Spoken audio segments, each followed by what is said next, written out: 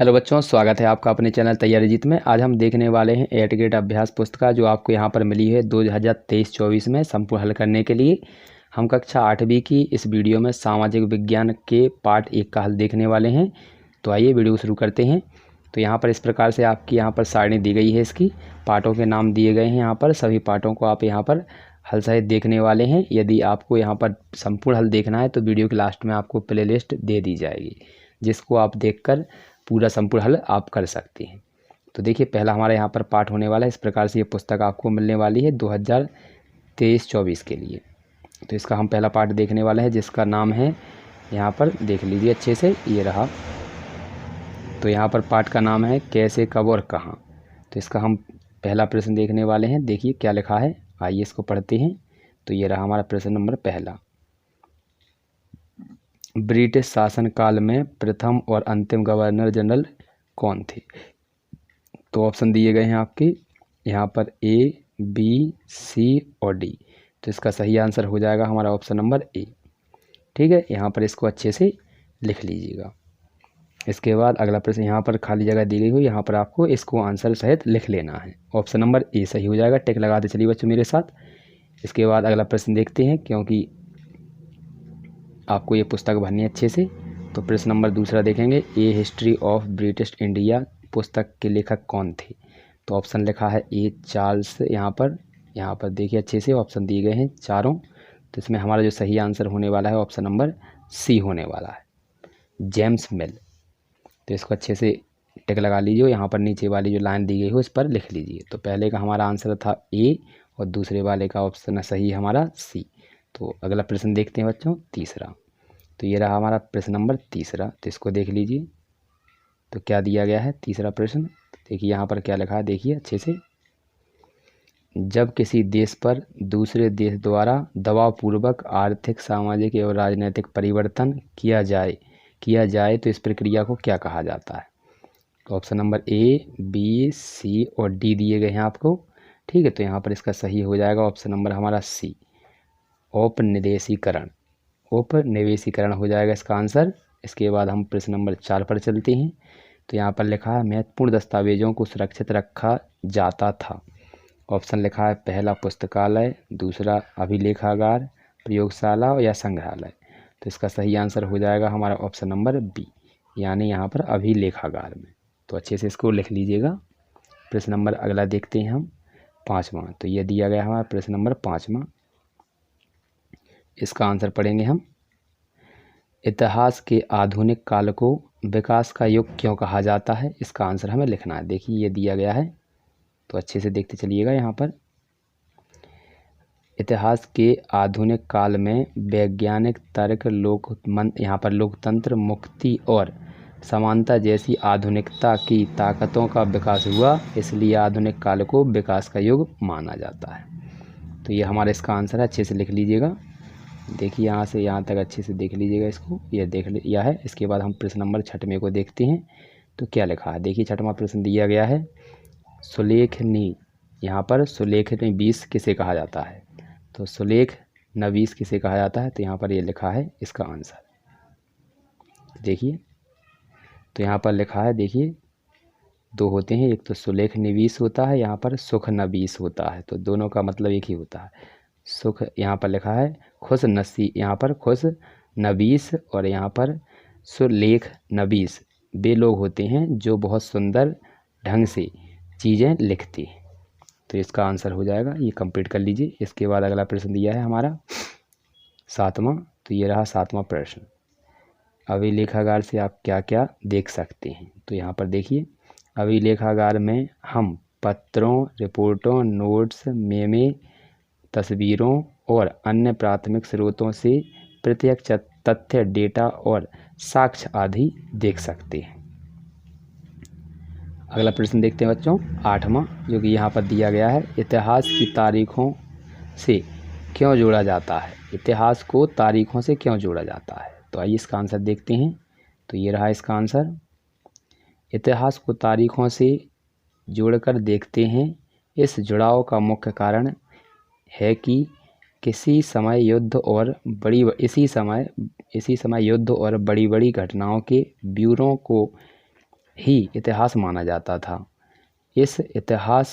यह इतिहास राजा महाराजाओं द्वारा उनकी नीतियों के बारे में भी होता था। तो ये इसका आंसर हो जाएगा, अच्छे से इसको लिख लीजिए। यहाँ पर किसी भी कक्षा की एड ग्रेड अभ्यास पुस्तिका जो आपको यहाँ पर मिली है 2023-24 में भरने के लिए सभी कक्षाओं के यहाँ पर अपलोड कर दी गई हैं। कक्षा 4 से लेकर 8 तक की सभी पुस्तकें, गणित, हिंदी, अंग्रेजी जितने भी आपके सब्जेक्ट हैं, तो किसी भी सब्जेक्ट का यदि आपको हल चाहिए तो किस प्रकार से करेंगे, संपूर्ण हल को यहाँ पर डाउनलोड और यहाँ पर देखेंगे वीडियो। तो आपको सबसे पहले क्या करना है, यहाँ पर जाकर इस सब्सक्राइब बटन पर क्लिक कर देना है। इससे क्या होगा, इस प्रकार से ये काला हो जाएगा और यहाँ पर ये घंटी दिखने लगेगी, इस पर जाके आपको दबाकर ऑल पर सेलेक्ट कर देना है। इसके बाद आप क्या करेंगे, यहाँ पर इसके बाद आपको यहाँ पर ये नाम दिख रहा है तैयारी जीत, इस पर आपको क्लिक कर देना है। इस पर जैसे ही आप क्लिक करेंगे तो यहाँ पर आपको इस प्रकार से इंटरफेस दिखाई देने लगेगा। यहाँ पर इस प्रकार से दिखाई देगा। आप में यहाँ पर जाकर क्या करना है, यहाँ पर यहाँ पर चौथे नंबर पर आपको दिख रहा होगा प्ले लिस्ट। यहाँ पर ये प्ले लिस्ट दिख रहा है, इस पर जाके आपको क्लिक कर देना है। इस पर जैसे ही आप क्लिक करेंगे तो यहाँ पर कुछ इस प्रकार से आपको आगे दिखाई देगा। तो यहाँ पर ये पुस्तकों के नाम आपको यहाँ पर दिखने लगेंगे। जो भी यहाँ पर पुस्तकें आपकी यहाँ पर कक्षा 6 अंग्रेजी या एड ग्रेड अभ्यास पुस्तिका का संपूर्ण हल, ये कक्षा 5 की अंग्रेजी पुस्तिका का संपूर्ण हल है और यहाँ पर ये 8 तो सभी पुस्तकों के यहाँ पर हल डाल दिया गया है। तो आप इन पर क्लिक करेंगे जैसे ही, तो उस विषय के संपूर्ण पार्ट यहाँ पर खुल जाएंगे। जैसे यहाँ पर हम कक्षा 5 का देखते हैं तो यहाँ पर देखिए कक्षा 5 के सभी पार्ट यहाँ पर खुलकर आ गए हैं। अब इन पर आप जिस भी वीडियो को देखना चाहते हैं तो उस पर आप क्लिक करेंगे और वो वीडियो प्ले हो जाएगी। तो इस प्रकार से आप सभी पुस्तकों का हल देख सकते हैं। इसके बाद हम अगला प्रश्न देखते हैं 9। ये दिया गया है प्रश्न नंबर 9। तो इसको देखिए अच्छे से क्या लिखा है। यहाँ पर छपाई की तकनीक के प्रसार से जनता को क्या क्या लाभ हुए, यानी छपाई प्रसार जो तकनीक थी ना उसका विस्तार हुआ तो उससे क्या क्या लाभ हुए। तो देखिए छपाई की तकनीक के प्रसार से संचार और पुस्तक उत्पादन में क्रांति आ गई। अखबार छपने लगे, महत्वपूर्ण लोगों की आत्मकथाएं स्थानीय बाजारों में बिकने लगी। जनता विभिन्न मुद्दों से परिचित होने लगे। इसी ज्ञान का प्रसार हुआ, जिससे कि ज्ञान का प्रसार हुआ। इसके बाद अगला प्रश्न देखते हैं, अच्छे से आप लिखते चलिएगा इनका आंसर। तो अगला प्रश्न हमारा देखते हैं, ये हमारा 9वां प्रश्न था। इसके बाद 10वां ये रहा। तो 10वां प्रश्न देख लीजिए बच्चों, क्या लिखा है। औपनिवेशीकरण से आप क्या समझते हैं। तो देखिए इसका आंसर लिखते हैं। जब एक देश पर दूसरे देश का दबदबे से वहाँ राजनीतिक, आर्थिक, सामाजिक और सांस्कृतिक यहाँ पर बदलाव आते हैं तो इस प्रक्रिया को औपनिवेशीकरण कहा जाता है। अगला प्रश्न देखेंगे बच्चों, 10वां हो चुका है। 11वां ये रहा हमारा क्वेश्चन नंबर 11। तो देखिए क्या लिखा है इसमें। जनगणना द्वारा किस प्रकार की जानकारियां एकत्रित की जाती हैं। तो देखिए जनगणना के जरिए भारत के सभी प्रांतों में रहने वाले लोगों की संख्या, उनकी जाति, इलाके और व्यवसाय के बारे में जानकारी इकट्ठी की जाती थी। ये इसका आंसर है। इसके बाद अगला है हमारा यहाँ पर प्रश्न नंबर 12 है। तो ये लिखा है प्रश्न नंबर 12। तो अच्छे से इसको याद कर लीजिए, मतलब लिख लीजिए अच्छी पुस्तक से। जेम्स मिल द्वारा अपनी पुस्तक में मुख्य रूप से किन बातों को उल्लेखित किया गया है। तो देखिए जेम्स मिल ने अपनी पुस्तक ए हिस्ट्री ऑफ ब्रिटिश इंडिया में भारत के इतिहास को हिंदू, मुस्लिम, ब्रिटिश काल में विभाजित किया है। साथ ही उसका मानना था कि अंग्रेज़ों को सारे भूभाग पर कब्जा कर लेना चाहिए ताकि भारतीय जनता को ज्ञान और सुखी जीवन प्रदान किया जा सके। तो ये आंसर था इसका।